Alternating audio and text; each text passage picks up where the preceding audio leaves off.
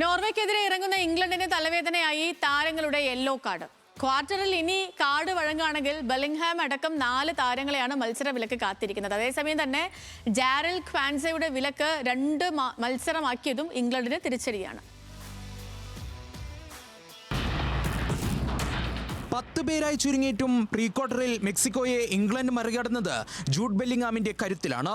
England മധ്യനിരയിലെ വിശ്വസ്തനായ Bellingham ഒരേ സമയം പ്രതിരോധത്തിലും ആക്രമണത്തിലും പാഞ്ഞെത്തും. മെക്സിക്കോയ്ക്കെതിരെ 2 മിനിറ്റിനുള്ളിൽ ഇരട്ട ഗോൾ നേടിയ താരം പ്രതിരോധത്തിൽ മെക്സിക്കൻ ആക്രമണത്തിന്റെ മുനയൊടിക്കാനും നേതൃത്വം നൽകി. എന്നാൽ നോർവേക്കെതിരെ ഇറങ്ങുമ്പോൾ ബെല്ലിംഗാമിന് കാർഡ് ലഭിക്കുമോ എന്ന ആശങ്കയിലാണ് ഇംഗ്ലണ്ട്.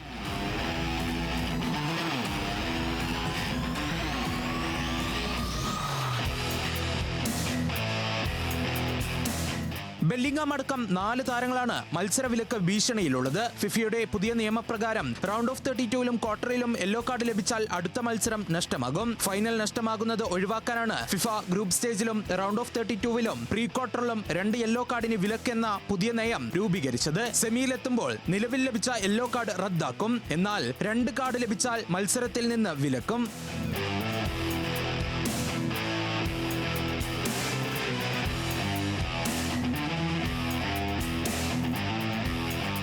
ഇംഗ്ലണ്ടിന്റെ പ്രതിരോധ താരങ്ങളാണ് ജൂഡിനെ കൂടാതെ മത്സരവിലക്ക് ഭീഷണിയിലുള്ളത്. മധ്യനിര താരമാണെങ്കിലും ഇക്കുറി ഫുൾ ബാക്ക് റോളിലും പ്രത്യക്ഷപ്പെടുന്ന ഡെക്ലാൻ റൈസിനെ മെക്സിക്കോയ്ക്കെതിരായ മത്സരത്തിലെ ആദ്യ മിനിറ്റുകളിൽ തന്നെ കാർഡ് ലഭിച്ചു. റൈസിനെ കൂടാതെ പ്രതിരോധ നിരയിലെ നിക്കോ റൈലി, മാർക്ക് ഗുയി എന്നിവരും കാർഡ് വഴങ്ങിക്കഴിഞ്ഞു. ഇവരിൽ 6 കാർഡ് വാങ്ങിയാലും സെമിയിലെത്തിയാൽ ഇംഗ്ലണ്ട് കൊഴിയും. അതിനിടെ ജാറൽ കോൺസയുടെ വിലക്ക് 2 മത്സരമാക്കിയതും ഇംഗ്ലണ്ടിന് തിരിച്ചടിയായി. എന്നാൽ അമേരിക്കൻ താരത്തിന് ലഭിച്ച പരിഗണന കോൺസയുടെ കാര്യത്തിൽ ഉണ്ടായില്ല എന്ന വിമർശനവും ശക്തമാണ്.